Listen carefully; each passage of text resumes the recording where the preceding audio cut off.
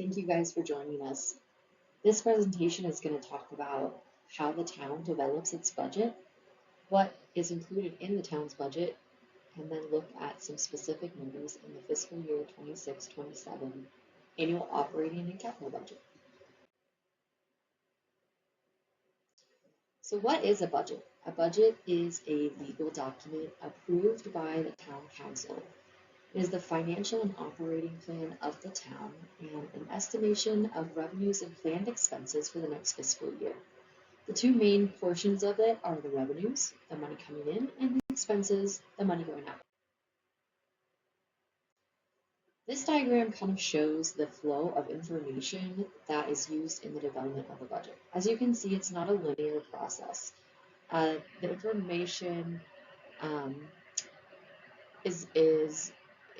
goes between different parties, and there's an ongoing flow. On one side of the flow chart is the town council, who sets the town priorities based on their understanding of public opinion and community needs. The town council delivers that information to the town manager, who provides strategic direction to staff in the finance department. The individual departments develop their budget proposals based on their specific expertise of their subject area to provide services at levels that are expected by the public and that meet council's goals and priorities. The public elects the town council. They provide public comment, attend workshops and hearings, and participate in surveys. That information is relayed back to the town manager, back to the town council, back to the different departments. And then in the center of that is the finance department, who is coordinating the process and synthesizing the information into a coherent document.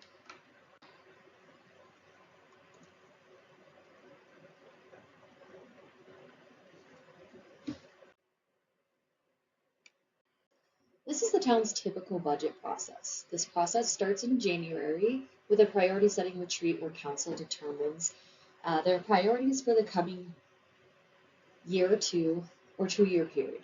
In February, the town staff develops their 2-year work plan based on council priorities and prepares the draft operating budget.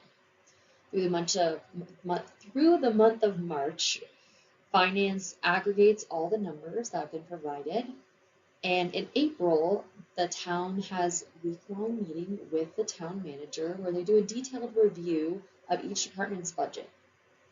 At the end of April, staff does an initial review with council. This is a high-level review that looks at the CIPs that are included in the budget, how staff is preparing to meet the priorities that council established, and they look at high-level operating constraints or trade-offs that we need council to weigh in on as we finish the development of the draft budget.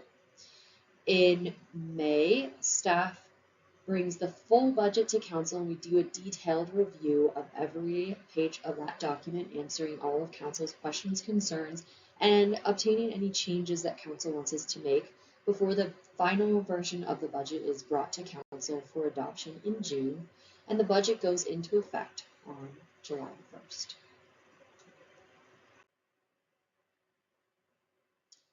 This is the town's spending philosophy. Our philosophy is only spend what you have a business purpose for.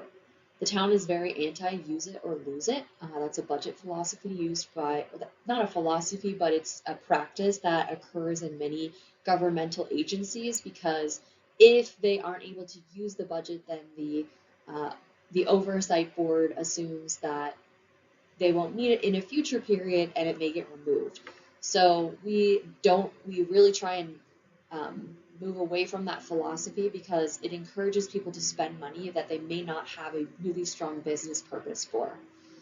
If there are savings, they become one-time money in the fund balance and can be used for CIP funding, designations, or other one-time priorities. These are the town's budget philosophies. The operating budget will be prepared to fund current year expenditures using current year revenue.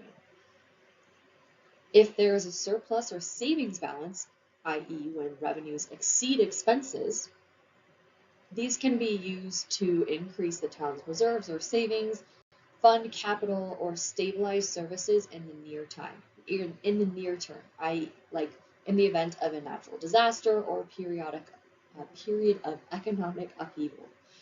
Services will be designed to be provided in the most cost-effective manner possible. The two main sections of the town's budget are the capital projects and operating section. Capital is the long-term investment in infrastructure, things that have a multi-year lifespan and could include roads, buildings, or trails.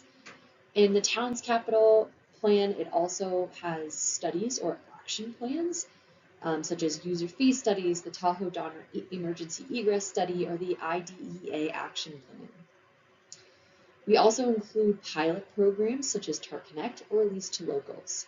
Some of these programs may eventually become part of the town's ongoing operating costs, in which case they will move to the second category of the town's budget, which is the operating side. And operating expenses are the ongoing day-to-day services of the town. They are primarily supported by annual revenues, property tax, sales tax, and fees, and their reoccurring costs such as salaries, utilities, supplies, and contract services. There is some operating capital. These are smaller capital purchases such as computers or furniture. They typically have a cost of more than $5,000 but less than $50,000 and a lifespan longer than 1 year. This page shows what the budget looks like on the town's website. It's a dynamic document, and you can click through the various departments or sections on the left-hand side to take a deeper dive into that section. There is also a way to download a PDF from this page on the town's website if you prefer to read it in that way. This shows the organization of how the budget is laid out. At the beginning, you have the most high-level aggregated information, and the most detailed descriptive information is located at the end. The first section is the overview, and that includes a letter from the town manager. This is a great place to start for readers of a financial budget. It provides a plain language overview of the entire budget, summarizing total expenditures, key revenue trends, and major investments in council's priorities. It also explains some of the high-level assumptions that were used in creating the budget. The appendices at the back of the budget provide detailed information on the town's budget process and policies. And in the middle, there's various levels of detail of information that's included in the budget, such as detailed list of revenues and a specific page by division for operating expenditures, which lays out the description of the division's goals and objectives. The goal in creating a budget is to create a balanced budget. When uses outweigh the sources, that means that there's a problem. And sources are finite, which means that council has to prioritize the spending. Sources include property tax, sales tax, other taxes, user charges, special revenues, grants from other agencies, and more. Uses include spending on council priorities, core services such as public works, snow removal and road maintenance, public safety like the police, and building and safety. It also includes ongoing commitments such as debt service and infrastructure maintenance cost. The town has 3 types of fund. A fund is a set of self-balancing accounts, and the main operating fund of the town is the general fund. It is funded from sources that are available for designation by councils, meaning there isn't an outside covenant or restriction on how that money is used, whether that be state law, voter designation, or grant requirements. The main sources for the general fund are property tax, sales tax, not the special use taxes that the voters have elected here, but the 1% that is sent from the state's portion of the sales tax, and transient occupancy tax. Expenses include the operating costs for most town divisions and departments. The second type of fund that the town operates are enterprise funds. The town has 4 enterprise funds, and they are from user charges and operate more similarly to the type of accounting that you would see at a private business. They are designed so that the user charges that are collected cover the costs to operate. The town operates 4 enterprise funds, and that includes building and safety. So that's like permitting for new construction or remodel projects, parking, the solid waste or garbage, and the transit fund. The town also has special revenue funds. These include Measure V, road maintenance, sales and use tax, Measure R, or now Measure U, trails, sales and use tax, traffic impact fees fund, and the community facilities district funds. These funds are from dedicated sources that were approved for a specific purpose. So that could be sales tax that's approved for a specific purpose. It also includes parcel charges for enhanced services or fees on developments. They're typically used for capital expenditures or to reimburse the general fund for agreed upon special operations such as enhanced snow removal, on the trails from Measure R and Measure U, or enhanced repaving schedules in specific neighborhoods. Now we're going to look at the revenues for the town, specifically looking at the numbers for fiscal year 26-27. This graph shows the general fund revenues. As I mentioned in the previous slide, that the general fund is the town's main operating fund. The largest source of revenue for the general fund is property tax. And for fiscal year 26-27, the town is expecting about $19.6 million in property tax. We're going to dive a little bit deeper into the sources of funding. So don't worry, we'll give you a little more information on how that $19 million is generated. The second largest source is sales tax. As I mentioned before, this is not including any of the special measures such as Measure V, now Measure K, Measure R, and now Measure U. That is just the state's base sales tax rate includes 1% that is sent back to the originating jurisdiction, and that's what represents that $6.6 million that the general fund is receiving. There's no covenants placed on that by voters, so council can allocate those funds however they feel they need to be prioritized. The third largest source of revenue for the general fund is the transient occupancy tax. We'll go into more about what that is. Other sources of revenue include interfund transfers, other taxes and franchise fees, service charges. The general fund is getting about $2 million of interest on its financial holdings, and then there are other miscellaneous smaller revenue sources. Let's look at property tax. In California, Proposition 13 limits the property tax assessment on properties in California to 1% of the assessed value. The assessed value is set at the market value or sales price when a property sells or is otherwise transferred. On an ongoing basis, annually, the assessed value can only go up the lesser of the California annual CPI or 2%.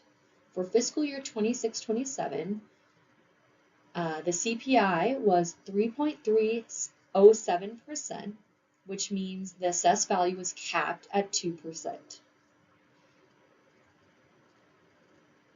If a property sold for about $800,000, obviously the property in the picture is probably worth a little bit more than $800,000, but just to give you an idea, at 1%, this property would be assessed $8,000 worth of property tax each year. It takes about 18 months for a home sale to hit the town's property tax base. You may have seen that if you have sold or purchased a home recently. You will get your first annual property tax assessment is typically based on the previous owner's assessed value, and then you will receive a supplemental tax return within a year to a year and a half that assesses the difference between the previous owner's assessed value and the new assessed value based on your purchase price. Let's look at how much the town receives from property tax. In California, we have overlapping property tax allocation. And the town shares property taxes on the properties within the town with several other overlapping agencies. The schools receive the largest share at 35% of every property tax dollar received in the town of Truckee. Special districts such as the sanitation district receive about 32%. Nevada County retains about 18%, and the town receives approximately 15% of the property tax on any given property. The specific allocation for each property is determined by their tax rate area. Truckee has more than 15 tax rate areas, each with their own specific allocation, but 15% is a good estimate. So looking at like a $30 million commercial development within Truckee, it would be assessed $300,000 of property tax, and of that, the town's general fund would receive approximately $45,000. The tax that the town receives varies between 13 and 20% based on the tax rate area the property is located in. And this assessment does not include any special voter-approved assessments, such as bonds for school district, special parcel charges for enhanced services, and the town also includes the annual charge for your trash service on your bill. That's in excess of this 1%.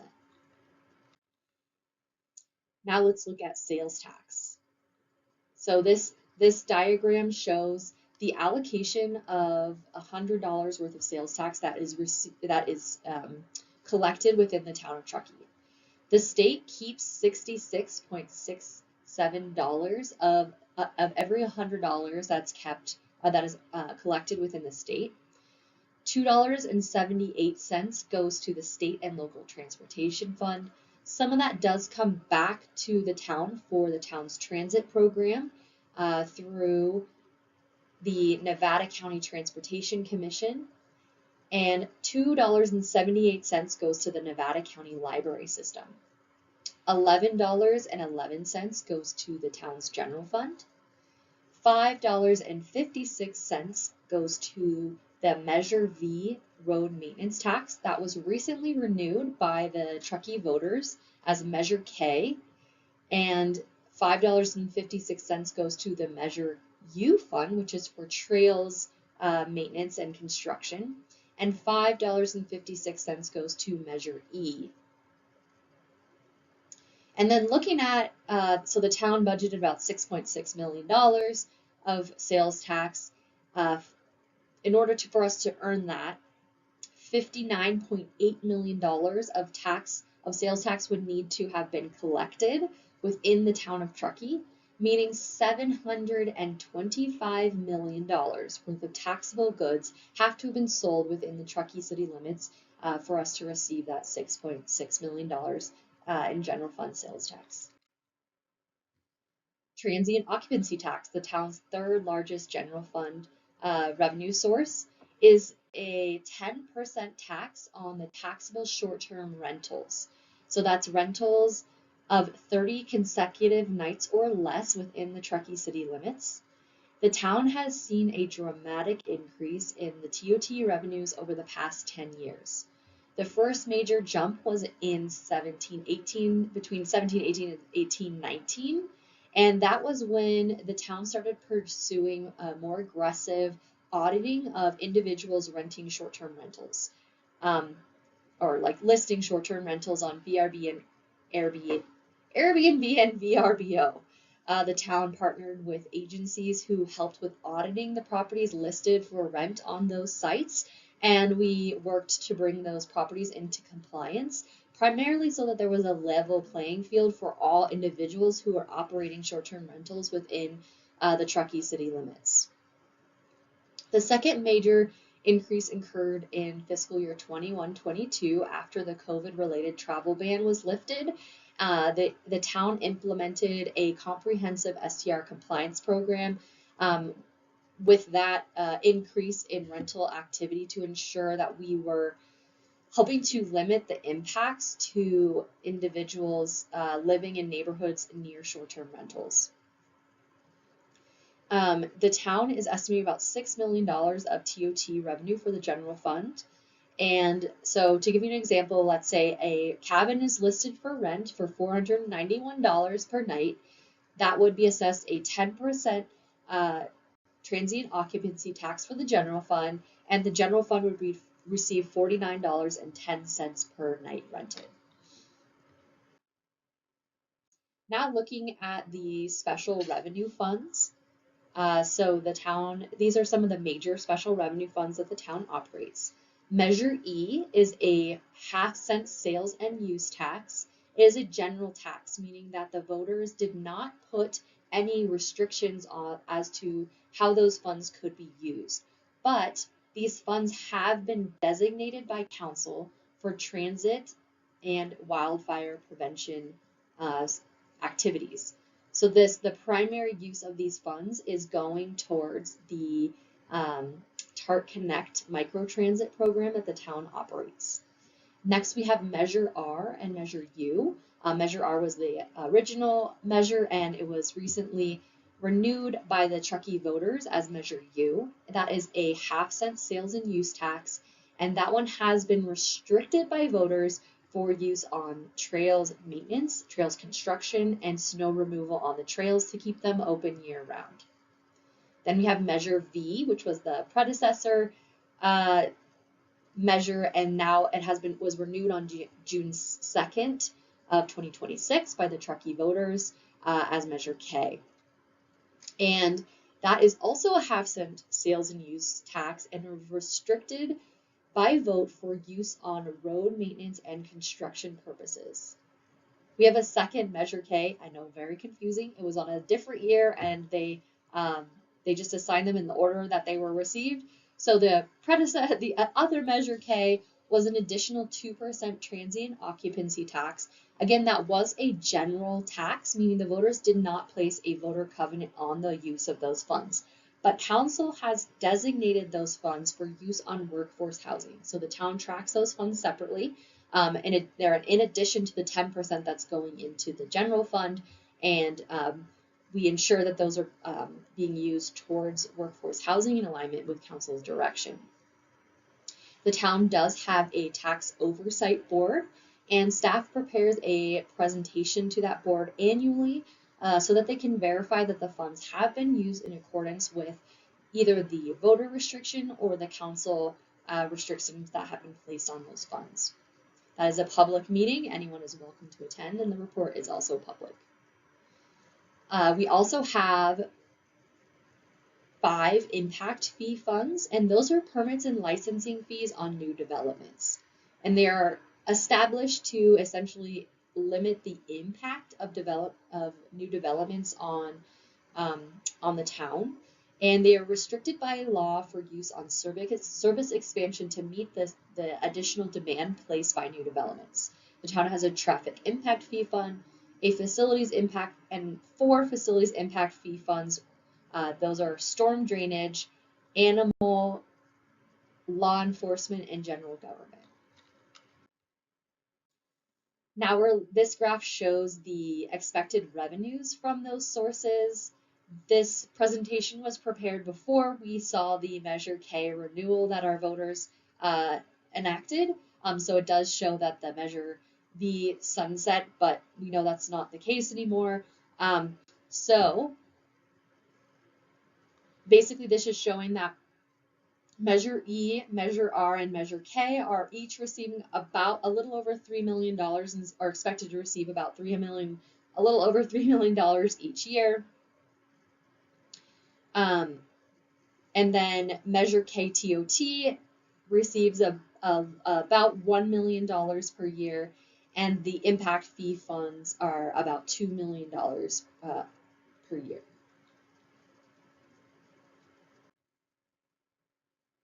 Here are some other special revenue funds that the town operates that have lower revenue per year. They include things like the Glenshire Town Special Service Area and the Tahoe Donner Town Special Service Area, TSSA. And those are parcel charges that are restricted for use on an enhanced service in those specific development areas. In Glenshire, those are for use on enhanced road maintenance. And in Tahoe Donner, those are have an expanded use and can be on trails, snow removal, or transit. The Tahoe Donner Homeowners Association helps determine the allowable uses. The Glenshire TSSA generates about $204,000 a year, and the Tahoe Donner generates about $760,000 per year. The town has several community facilities districts, and those are special parcel charges that the underlying homeowners voted by majority vote to assess on themselves. We issue those as parcel charges on the property tax bills for those affected properties, and each community facilities district has different purposes that are defined within the underlying organizational documents. For example, we have a Brickletown Community Facilities District, and that is restricted for use on streetscape maintenance and sidewalk snow removal within the downtown Brickletown area. We also have Donner Pass and West River Community Facilities Districts, and those funds are restricted for use on landscaping, lighting, and streetscaping within those specific areas. So that kind of looks at all of our revenues. So we have special revenues, general fund revenues, and any one-time funding the town may get. And that could include grants or other funding. And that creates the total amount available, which then can be used to determine the town's expenses. So this graph shows the general fund operating expenses for fiscal year 26-27. As you can see, public safety is the town's, the general fund's largest expenditure category at 28%, and public works is the second largest. Public works is the largest source at 29%. Public safety at 28%. Public works includes road maintenance, snow removal, engineering, and trails. And then the third largest category is general government. That includes administration, such as information technology, human resources, finance, the clerk's department, the town attorney's division, the town manager, economic development, and that's it. Then we also have facilities, other town programs. Community development accounts for about 5%, and that is just planning and code compliance, not the building and safety. And then there is also debt service, which accounts for about 2% of the town's operating general fund operating expenditures. This chart does not include transfers out for capital. This is just the operating expenses. This does include the general fund contribution to capital spending, and this shows by category. So the largest category of spending for the general fund is personnel. That represents about 47% of the general fund operating costs. And although it is the largest use of expenses in the general fund, it's also the biggest asset for the town. That kind of just accounts for why it's such a large category of spending. Transfers out, which is going to capital projects, accounts for about 27% of all general fund spending for fiscal year 26-27. And only about 1% of the total general fund spending goes towards debt service, so bond payments. And then 23% is for supplies and services. This graph shows all the different plans and programs that fuel the town's operating budget. So a main feeder is the 2-year work plan that staff develops in concert with council to meet council's priorities. The town also maintains a pavement maintenance program, a fleet replacement plan, a computer replacement schedule. The town recently completed an organizational assessment and is working through the recommendations of that report. There's also an IT strategic plan, state and federal mandates, an IDEA action plan, and of course the general plan. that was developed recently that we're working towards achieving as well. As I stated before, personnel accounts for the largest expenditure of general fund dollars, and here's everything that goes into developing the personnel budget. The main driver is the town's memoranda of understanding with its employees, and that is developed via a negotiation process that is guided by the Myers-Milius-Brown Act, a state law that dictates how the town interacts with its employees. Included in the memoranda of understanding are items such as cost of living increases, the town's contribution to healthcare, and schedules, anything you can kind of think of in relation to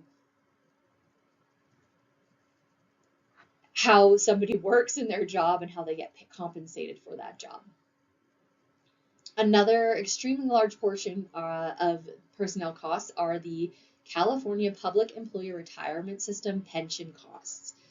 The town is told how much we have to contribute and how much our employees have to contribute based on an annual actuarial report completed by a team of actuaries at CalPERS, and it includes not only the annual normal cost, but something called unfunded actuarial liability, which is essentially the difference between what they estimated we were going to have to contribute, the normal cost, and so like if they didn't achieve their investment return or they had to change their assumptions, that creates an unfunded actuarial liability, and we pay that down over 20 years. But each year we could get a new unfunded actuarial liability. On the bonus side, if they have a really great investment year, it creates an offsetting unfunded actuarial liability. They've had several years where they have exceeded their investment target, and those will be amortized over that same period to offset any unfunded actuarial costs that the town has to contribute. The labor market really drives what the town has to pay in order to recruit qualified candidates, and that feeds into negotiations. That determines the area cost of living. The town completes compensation studies to understand the labor market and what compensation is needed in order to recruit qualified candidates. The town also has policies in place. We have a pay for performance program. A lot of public agencies do step increases, so each year people are eligible for typically a 5% increase up to a range cap. And here at the town, we don't give out step increases. Employees receive a pay increase each year based on their evaluation score. Town staff also does work to determine the optimal mix of in-house staff versus contracting out the service. So that's everything that feeds into the personnel budgets. It's a very intense process to determine those numbers and ensure we have adequate funding to cover those costs.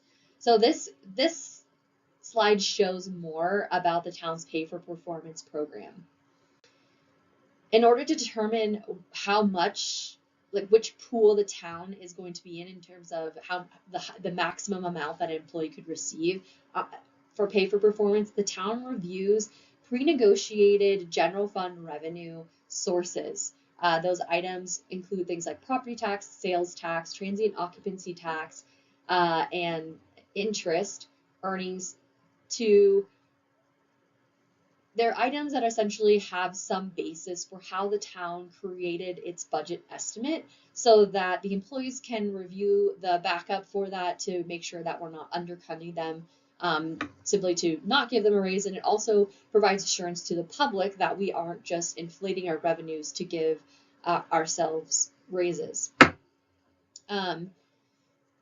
The maximum pool that the town has is a 5% pool, and under that pool, stellar performers who receive incredibly high scores on their performance evaluations are eligible to receive up to a 6% raise. The system is kind of designed so that employees share the good, but also share in tight times. So if we don't have those underlying revenues to support a larger pay increase, then we are in a lower pool. So if the budget to budget revenue increase is between 3% and 5%, then we're in the 3% pool, and stellar performers can receive up to a 4% raise. So we take our total amount available, that's the revenues, we deduct our personnel costs, we deduct our debt service, we allocate out for supplies and services and for operating capital, and that creates what is left. And this is where the fun is had, because this is where council has to prioritize. And the items that they can prioritize include designations and savings, additional staff, new programs, or capital projects. And that's not to say that council doesn't have a hand in the other expenses. This is just where the really fun things have. Council's intimately involved with the negotiation process, and as well as, they make the ultimate call on how much we are allocating towards supplies and services. So this is just where the really fun things that they get to work on kind of come into play. So this graph shows the fiscal year 25-26 and 26-27 council priorities. They had 5 priority areas. The first was invest in key infrastructure, community connectivity, and economic vitality. The second was actively support the development of workforce housing. The third was enhance partnerships and investment for emergency preparedness, including wildfire readiness, mitigation, and recovery. The fourth was reduce greenhouse gas emissions and become a leader in environmental sustainability and enhance communication and public outreach. That fifth category in yellow is where the IDEA action plan came in, and is a plan on how we can connect better with the entirety of our community. This graph shows the general fund designations and savings. The largest designation and saving is the general fund contingency. That has a target of 35% of the annual general fund revenues, and in fiscal year 26-27, the estimated balance of that contingency is $17.98 million.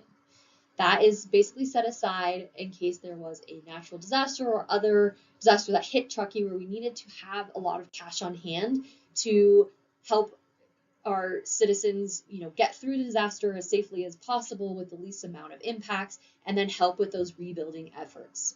We also have a wildfire prevention designation. The target of that designation is 5% of general fund revenues. And for fiscal year 26-27, council is estimating a savings balance of $2.4 million for that fund. They also have a road maintenance reserve. We save about $1.5 million into that, and the estimated balance of that designation is $3 million. The way that we determine how much we need to save towards that is via the pavement maintenance program that I spoke about briefly before. Engineering does an update of that program every 4 to 5 years, and they look at how quickly the roads are deteriorating in town, and they look at what level of what condition that the public wants our roads to be in, and the estimated cost to keep them at that level given the expected rate of deterioration. They look at all the available funding sources for those repairs, and that could be Glenshire TSSA, Tahoe Donner TSSA, the the special sales taxes, so previously Measure B and now will be Measure K. And then any gap that needs to be filled by the general fund to meet our expectation to the community is filled with that road maintenance reserve savings. The town, one of the main reasons the town did incorporate was road maintenance, and that has been maintained as a top priority in our operating to maintain the town, the community's expectations of the roads. We also have a sustainability designation, and that is 5% of the annual operating surplus. And in fiscal year 26-27, the estimated balance of that fund is $667,000. There is a general fund housing designation. That was just established with an initial balance and currently has a remaining balance about $612,000. The town has other funding sources before, such as the Measure K transient occupancy tax, as well as a significant number of grants that we use to fund housing initiatives. This was just the initial savings that council had set aside when they really started to dive into workforce housing development, and this is the amount that's remaining from the general fund.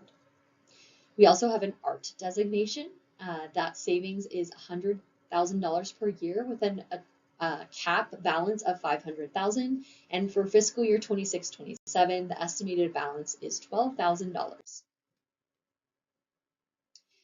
Now we're kind of jumping ship from operating expenses into capital, and this graph shows capital project spending by council priority.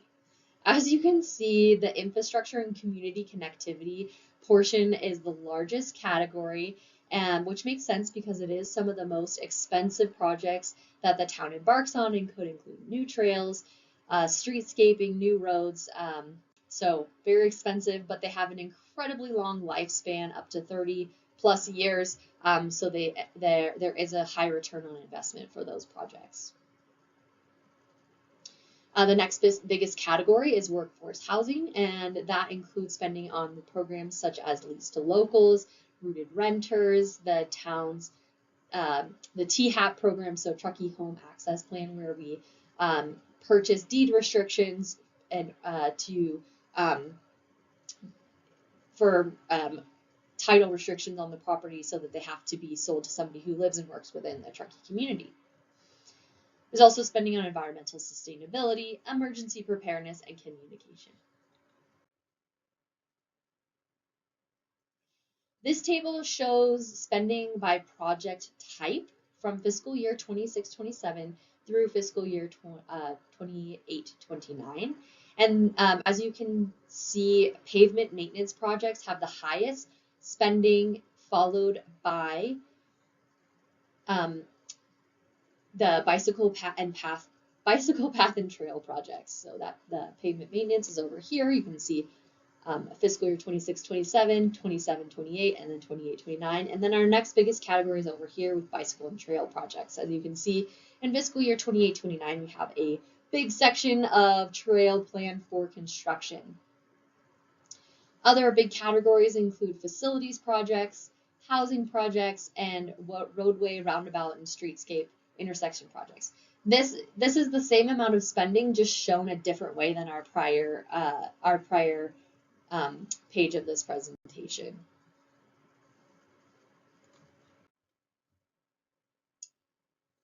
This table shows the funding sources for capital for fiscal year 26-27 through fiscal year 28-29.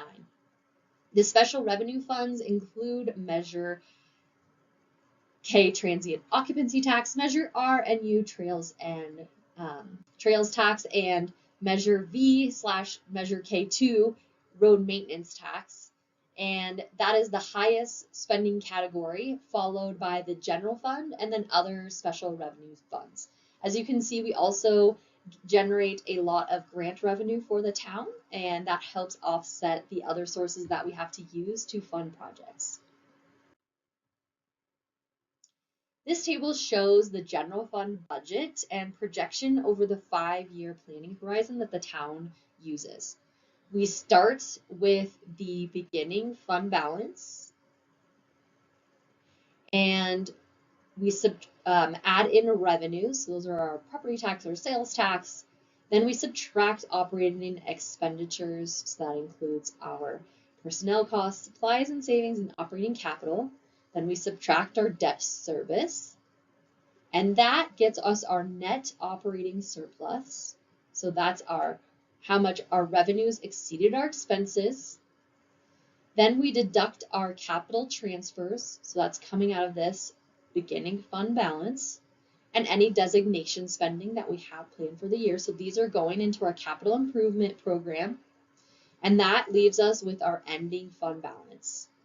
So it's this plus this minus this gives us here. Then we are just showing how this $48.7 million is divided up into different savings categories. So this assigned fund balance incorporates that general fund contingency, our sustainability designation, our housing designation, our public art designation. And then we also have some restricted fund balances. Those are items that we have to have set aside on an annual basis for bond covenants or other restrictions placed by outside entities. And that leaves us with our cash available balance.